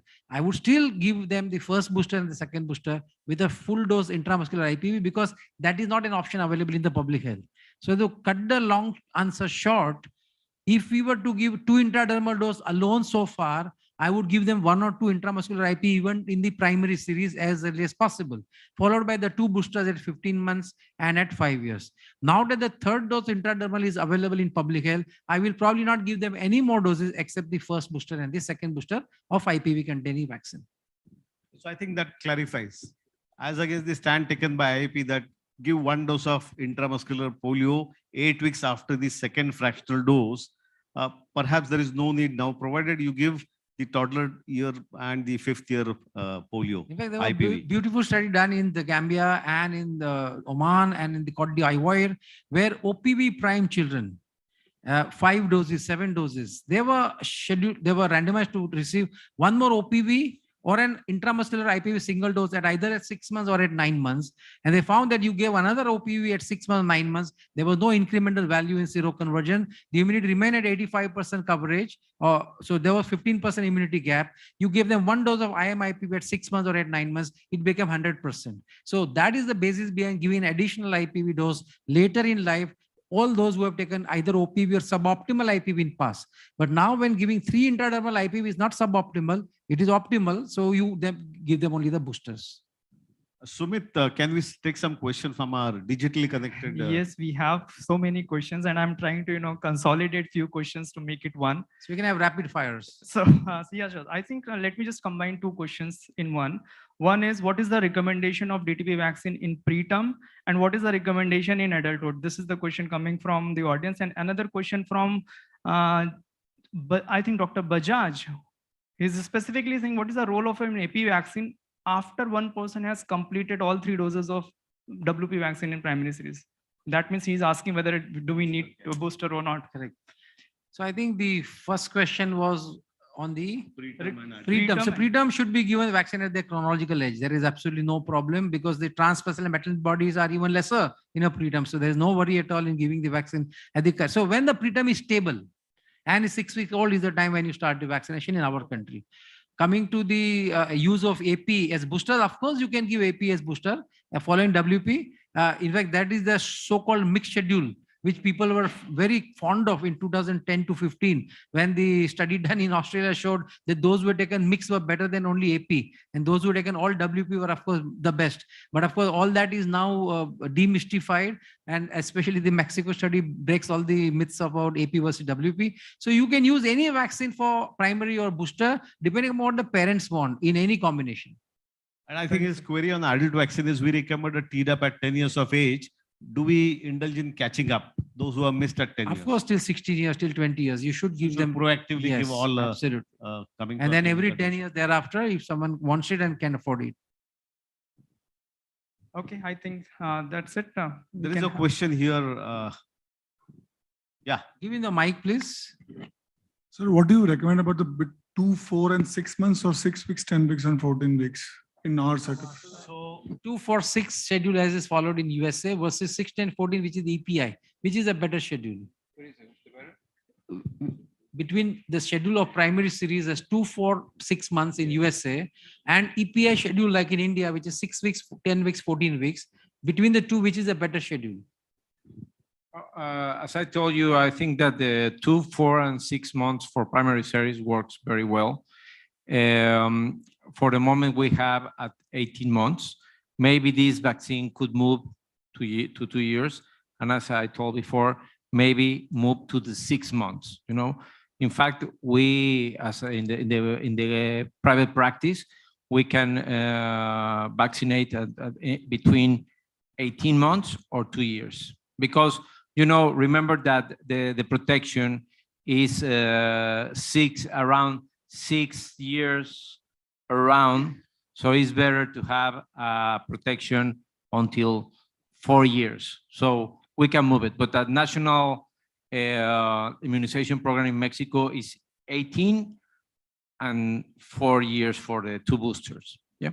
Nitin, let me reframe that question. No, so I will directly Yeah. answer that you have 6-10-14 is the EPI schedule as per WHO for all developing countries, because there the disease pattern is such that you can develop pertussis, tetanus, polio, Hib, hepatitis B, or other diseases as early as 6 weeks of life. Now you can't give before 6 weeks because all these antigens, there is transplacental matter antibody which will interfere. So ideally, if possible, I would have given at birth itself, but it's not possible. So we start at 6 weeks. Now 2-4-6 is a typical schedule in the developed world where these diseases are anyway almost eliminated.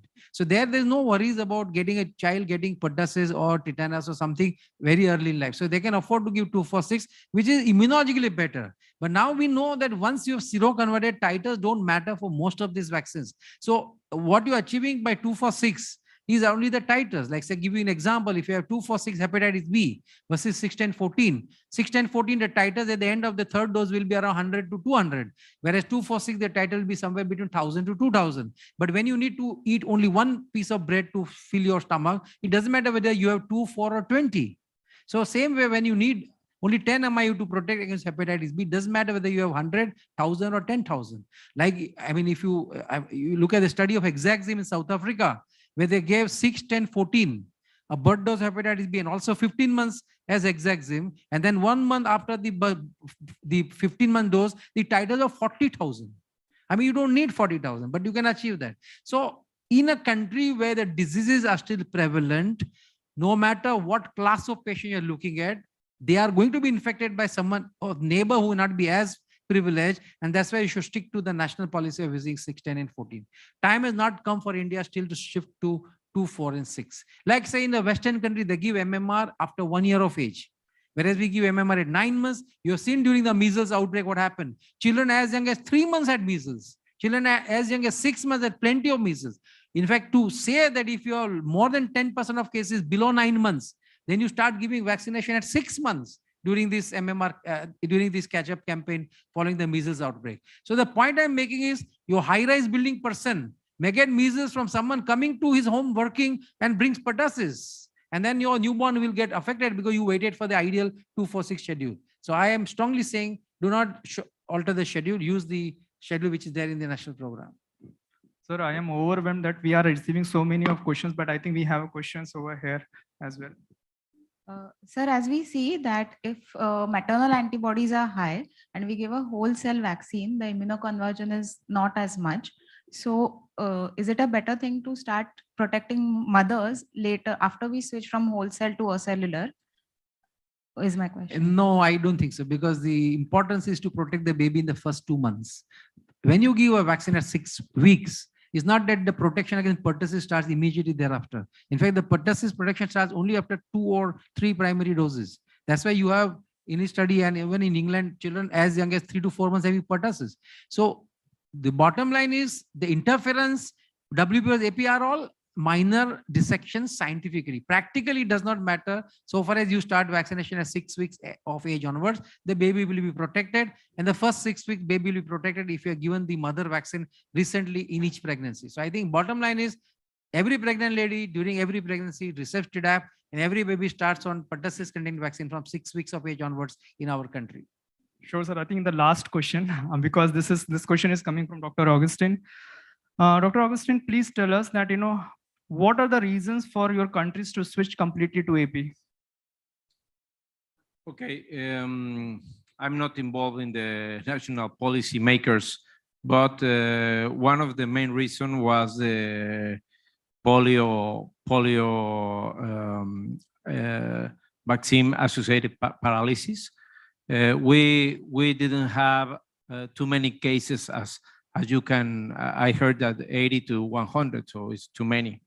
In Mexico, we have maybe 2 or 3 per year.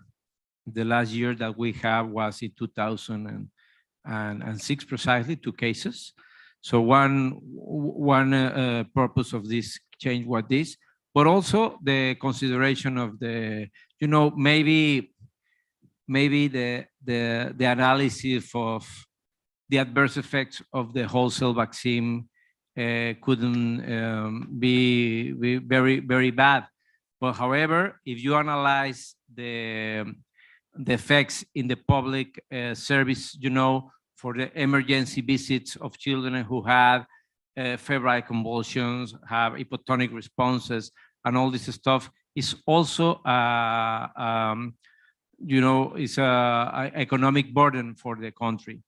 So at that time, the polio vaccine was considered to introduce the inactivated and also the acellular vaccine.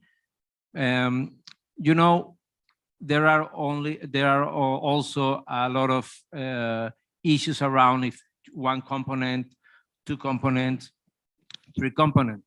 However, if you can see the story in Denmark with 1 component, and then the story of Sweden used several 1, 2, or 3 components. The results were very, very good. The important thing here is the coverage.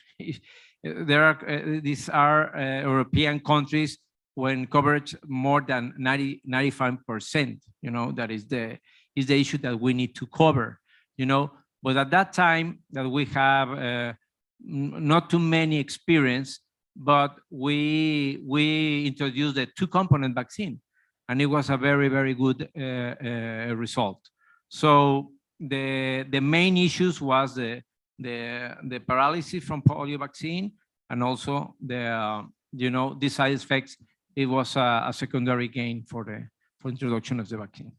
So again, his Mexico data, they use 2-component vaccine, which again boosts our confidence in the 2-component vaccine, which is rampantly used in our country. Now we have a wonderful audience. Nitin, before we close the day, let's enlighten them about this Pertagen and Boostagen that you talked about.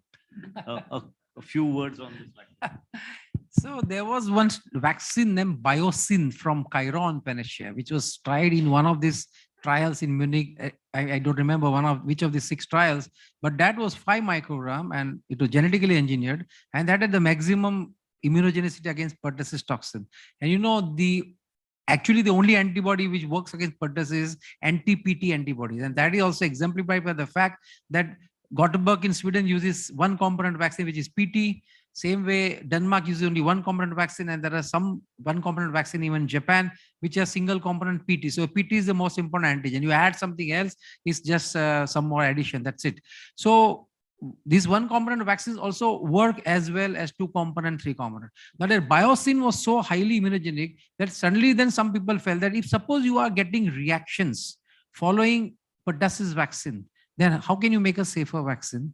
And also, can you make a more immunogenic vaccine to combine with diphtheria and tetanus to make it a Tdap vaccine, which has better seroconversion than the current Tdap vaccine. As I showed, the current Tdap vaccine, the effectiveness wanes after 2 to 3 years. So that's how that's genetically engineered pertussis toxin containing standalone vaccine, which is available as Pertagen, and a Tdap with combination as available as Bustagen is there, I think, from Indonesia. Or Thailand. And they are using this Bustagen in pregnant ladies, and Pertagen they are using for someone who's getting repeated reactions following Tdap. And you need to give pertussis vaccine to adult. What do? So they give them this monovalent vaccine. It's not allowed to be used for primary series or for the booster series. Yeah, of course, that vaccine is not available in our country. So thank you so much for your patience listening to both the speakers. And I must conclude saying that pertussis is a disease which has been there for ages. And we have very good data coming from different countries. And as has been said repeatedly by the Indian Academy of Pediatrics, use any vaccine, but ensure that every child gets all his doses of pertussis containing vaccine. Use wholesale or acellular pertussis vaccine, but ensure that the coverage is improved and it is sustained with all the doses. With this, I turn it over to the company person, Dr. Sumit. You could conclude the. Thank you, sir. I think it was a wonderful session. But to give a vote of thanks, I would like to invite the Head of Medical Affairs, Sanofi, Dr. Raj.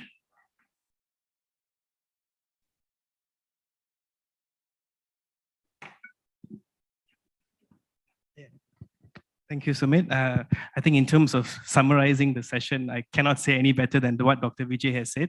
So the only thing I can do here is, and I would be very, very happy to do, is to a vote of thanks to Dr. Vijay for his excellent moderation of the session and his key succinct summary of both presentations from Dr. Nitin. And as always, an excellent summarization of pertussis and polio, not just as on the evolution of both these diseases, but also the evolution of the vaccination for both polio and pertussis over the years.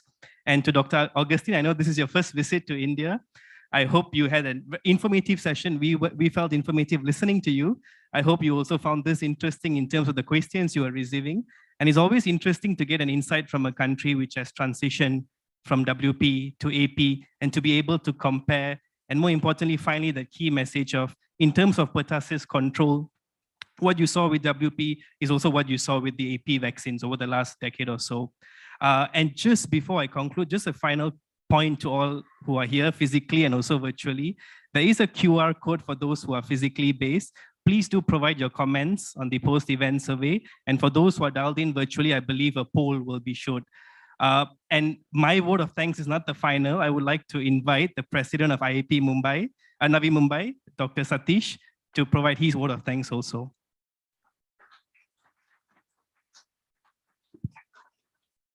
So I think with one cup of tea, this session can go on 2 hours also, because with the great experts of vaccinology, Dr. Vijay sir, Dr. Nitin Shah sir, Dr. Christine, and the questions are endless.